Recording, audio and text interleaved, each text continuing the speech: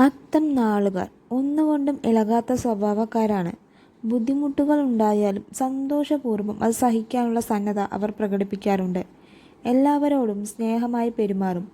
അവരുമായി അടുത്തിട്ടുള്ളവർ അകലാൻ മടിക്കും. ഇടപെടുന്നവരെല്ലാം സ്നേഹവും വിശ്വാസവും നേടിയെടുക്കും.